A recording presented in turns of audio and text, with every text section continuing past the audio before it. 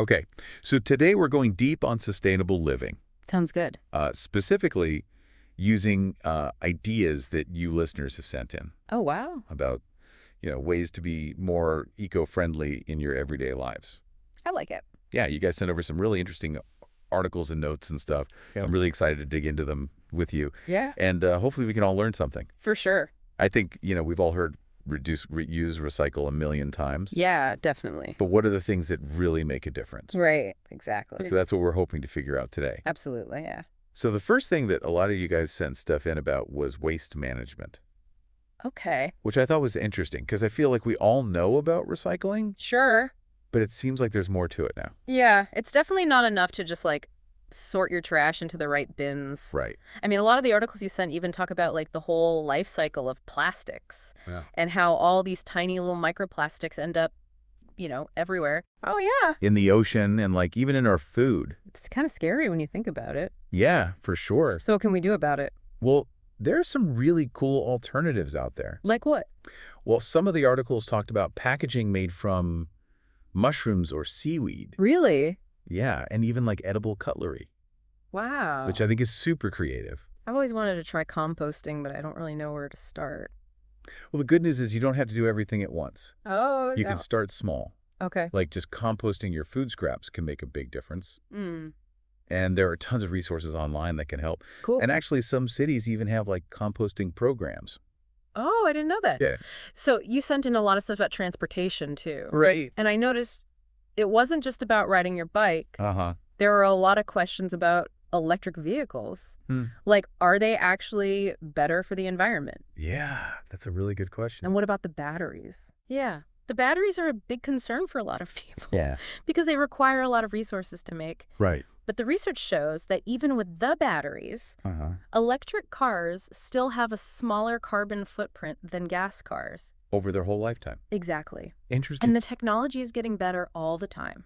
So you're saying electric cars are probably the way to go. Well, I think it's definitely a step in the right direction, Okay. but it's important to remember that there are always trade-offs. That's true. And we need to keep pushing for even better solutions. Absolutely. Sustainable living is about constantly learning and evolving. Okay, so green spaces, Yes. rooftop gardens, planting trees. All that good stuff. I love seeing nature in cities. Me too. It's just so refreshing. And it's not just about looking pretty. Right. Green spaces actually play a huge role in fighting climate change. How so? Well, trees absorb carbon dioxide from the air. Oh, yeah. I remember learning about that in school. Yeah, it's like they're breathing in the bad stuff and breathing out good stuff. Wow. And green spaces also help with biodiversity. Which is important for a healthy ecosystem. Exactly. I never really thought about it before. Yeah, a lot of people don't. But it makes sense that we need a variety of plants and animals. Yeah, it helps keep everything in balance. Okay, so now let's move on to something a little closer to home. Literally. Energy efficiency. Uh-huh. So everyone knows about LED light bulbs, Right. but what else can we do? Well, it's really about understanding your carbon footprint. What does that mean? It's the total amount of greenhouse gases you produce by doing everyday things. Oh, okay. And there are a lot of ways to reduce it. Like what? Well, unplugging your devices when you're not using them, Oh, yeah, that makes sense. using a programmable thermostat, Mhm. choosing Energy Star appliances. Okay. And if you really want to take it to the next level, Yeah. you could look into renewable energy sources like solar panels. Solar panels are cool. Yeah, they are. Speaking of cool, I love farmers markets. Me too.